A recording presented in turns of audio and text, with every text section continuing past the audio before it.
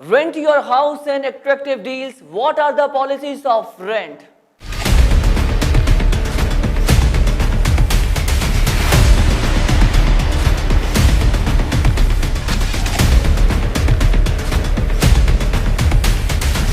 Hello, this is Rohil Intikhab and you are watching program Real Info with Rohil Intikhab. Please subscribe our channel.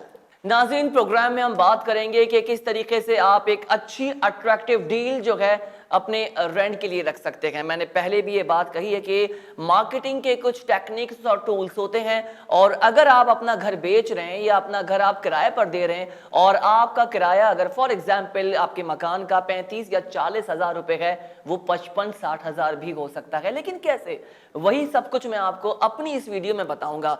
सबसे पहले हम बात कर लेते हैं कि get your house in shape. अपने मकान को आपने बेहतर से बेहतर शेप में रखना है। अगर उसमें कलर हो रहा है तो आप कलर करवा कर वो जो है ब्रोकर को या रियल एस्टेट एजेंट को दिखाइए। अगर कलर के साथ साथ आप ये समझते हैं कि आपके मकान में आप डेकोरेशन पॉइंट ऑफ व्यू से, इंटीरियर पॉइंट ऑफ व्यू से बहुत कुछ बेहतर कर सकते हैं, तो आप उसको भी बेहतर कीजिए। अगर आपका बजट ज्यादा नहीं है तो कम बजट में भी रहकर आप बहुत कुछ कर सकते हैं। बेतहाशा वीडियोस आपको YouTube पर मिलेंगे।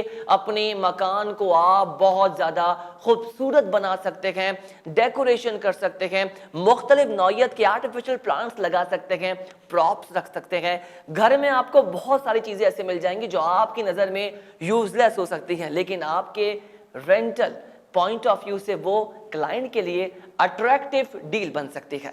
सेकंड स्टेप आपका ये है कि आपका जो भी हाउस और अपार्टमेंट है आप उसको रेंट करना चाहते हैं, बहुत बेहतर होगा कि आप कंसल्टेंट से जो है राबता करें, उससे पूछें, उससे जायजा लें कि हमारे इस अपार्टमेंट की, हमारे इस हाउस की डिमांड क्या है। उसके मुताबिक आप देखें कि इसको हम मजीद कितना ज्यादा डिमांडिंग कर सकते हैं। फॉर एग्जांपल, आपका हाउस या अपार्टमेंट 50 हज़ार महाना पर है और आप ये नहीं सोच सकते कि हम इसको 1 लाख महाना कर सकते हैं। लिहाजा आप बेहतर से बेहतर अट्रैक्टिव प्राइस आप कंसल्टेंट से, रियल एस्टेट का जो कंसल्टेंट है, रियल एस्टेट ब्रोकर है, या वो लोग जो रियल एस्टेट एजेंट हैं या रियल्टर हैं, उनकी मदद बेतहाशा आपके मार्केट में अवेलेबल है। उनके लिए कंसल्टेंसी अवेलेबल है, उनसे कांटेक्ट कीजिए। कांटेक्ट करने के मशवरा लेने के कोई आपसे पैसे चार्ज नहीं करता।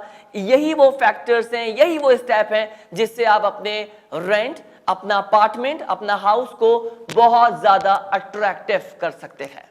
थर्ड स्टेप है get your property list online. बेतहाशा आपको वेबसाइट्स मिलेंगी अगर आप ऑनलाइन जाते हैं, आपको एप्लीकेशंस मिलेंगी, आपको मुख्तलिफ नौइयत के पोर्टल्स मिलेंगे।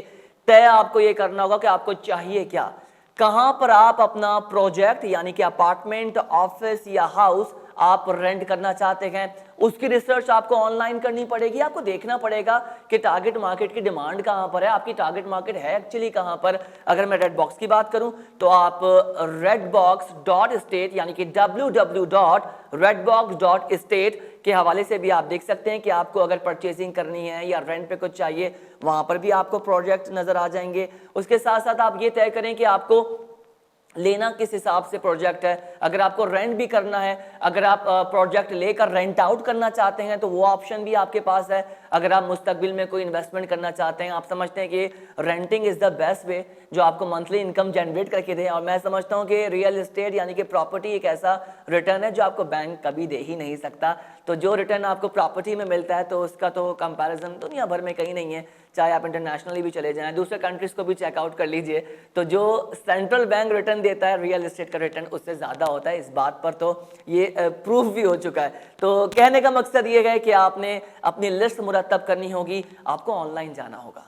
फोर्थ स्टेप है आपका लीगल डॉक्यूमेंटेशन। नाज़रीन, बहुत ज़रूरी है कि आप रेंट जो भी अपना रेंट आउट कर रहे हैं, अपना ऑफिस है, आपका हाउस है, अपार्टमेंट है, उसके प्रॉपर कोटेशंस बनाइए। लीगली जो आपका पेपर होगा उसमें देखिए कि आपने किस टर्म और कंडीशन पर आप जो है वो अपना क्लाइंट को अपना घर दे रहे हैं या हाउस दे रहे हैं या अपार्टमेंट दे रहे हैं। तो एक प्रॉपर प्रोफेशनल हायर कीजिए, वो बंदा जिसको लीगल मामला का पता हो। आप लॉयर्स को भी एनरोल कर सकते हैं, बिकॉज लॉयर्स जो होते हैं उनको लॉ की लैंग्वेजेस और लॉ के हिसाब से जो कॉन्ट्रैक्ट्स मुरतब किए जाते हैं उस हिसाब से उनको अच्छी इन्फॉर्मेशन होती है, और वो आपको बेहतर बता सकते हैं कि आपने किस तरीके से मुआहिदा करना है, क्या टर्म और कंडीशन होगी, पेट्स अलाउ करने घर में नहीं करने, क्लाइंट को आपने ताकीद करनी है कि मेंटेनेंस आपने लाजमी देनी होगी, जो मेंटेनेंस चार्जेस होंगे वो आपके रेंट के उसमें शामिल नहीं होंगे जो रेंट क्लाइंट आपको देगा। ये सारी चीज़ें, अगर गेटेड कम्युनिटी है तो वहाँ क्या टर्म और कंडीशन होगी, उनकी क्या पॉलिसी होगी, उसके मुताबिक आपको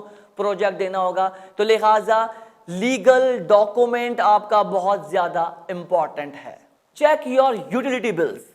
दोनों पार्टीज, जो मकान दे रही है किराए पर और जो क्लाइंट मकान किराए पर ले रहा है, उसकी भी जिम्मेदारी है एटलीस्ट वो 10 महीने का पुराना रिकॉर्ड जो है वो ऑनर से मांगे during the time of agreement, और उनसे पूछे कि आपका यूटिलिटी हिस्ट्री क्या है, कितना यूनिट कंज्यूम होता है इलेक्ट्रिसिटी की अगर बात करूं, और कितना बिल आता है। ऐसा तो नहीं है कि आपने उससे यूटिलिटी का पास्ट का हिस्ट्री नहीं मांगी और उसके बाद आप अगर फॉर एग्जांपल घर में एक एसी चलाते हैं और आपके मुताबिक जहां आप जो रेंट दे रहे थे और उसमें जो यूटिलिटी का जो इलेक्ट्रिसिटी बिल था वो 10,000 आ रहा था, और आपने कहीं और पर मकान लिया 1 कमरे का और 2 कमरे का और वहां पर 20,000 आपका यूटिलिटी बिल आ गया, तो इसका मतलब ये फिर क्वेश्चन मार्क है कि ऑनर ने तो कोई गड़बड़ नहीं की। लिहाजा ये वो सारी चीजें जो आप ऑनर से अग्रीमेंट के टाइम पर रख सकते हैं और उसके मुताबिक आप फैसला कर सकते हैं कि आपका जो यूटिलिटी होगी उसका क्या होगा और किस हिसाब से आप देखेंगे। और ये बात भी आप अपने ऑनर को बताएंगे कि आप आपकी कंजम्पशन क्या है, आप कितने एसी स्प्लिट्स लगा सकते हैं, कितने फैंस आप लगाएंगे, किस तरह का एलईडी आपके यहाँ होगा, कितने टीवी आपको रिक्वायर्ड होंगे, जो वो इक्विपमेंट्स वो आपको रखने होंगे सामने जो बिजली ज़्यादा कंज्यूम करते हैं, ताकि हर चीज़ ट्रांसपेरेंट हो जाए क्लाइंट के लिए भी और जो रेंटर है यानी कि जो ऑनर है उसके लिए भी चीज़ें क्लियर हो जाएं। लिहाजा यूटिलिटी को चेक करना बहुत ज़रूरी है। अगर कोई रेंट आउट कर भी रहा है तो वो ये बात भी बता दे अपने क्लाइंट को, भाई जी इस फ्लैट का, इस अपार्टमेंट का, इस ऑफिस का किराया इतना है और बिल इसका इतना आता है। अगर आप टैक्टिक्स यूज़ करेंगे कि जी एडवांस आ गया, टोकन हो गया और उसके बाद क्लाइंट जो है वो लाजमी बिल भरेगा, तो ये आपकी तरफ से भी गलत होगा। आप अपनी मार्केट और अपनी रेपुटेशन जो है सोसाइटी में और सराउंडिंग में ख़राब करेंगे। Last and very important, government policies. आपको गवर्नमेंट पॉलिसीज को जहन में रखकर अपने तमाम तरह एग्रीमेंट मुरतब करने होंगे। जो ऑनर्स होंगे उनकी जिम्मेदारी है कि जो जिसको भी रेंट पर कोई भी प्रोजेक्ट दे रहे हैं, ऑफिस है, आपका अपार्टमेंट है या घर है, प्रॉपर CNIC ओरिजिनल आपको देखना होगा और ये बात लिखनी होगी एग्रीमेंट में कि आपने ओरिजिनल CNIC देखकर इनको ये इजाज़त दी है, क्योंकि आप लोग के पास कॉपी होगी और प्रॉपर लेटर आप बनाएंगे, उसमें हर चीज़ क्लियर होगी, मेंशन होगी। और घर में कितने लोग रहेंगे, अमूमन जो रेंट पर दे रहे होते हैं वो चीज़ भूल जाते हैं जल्दी के चक्कर में, सब लोग जल्दी में, तो लिहाजा उनको ये चीज़ ध्यान में रखनी होगी कितने मेंबर्स शामिल होंगे।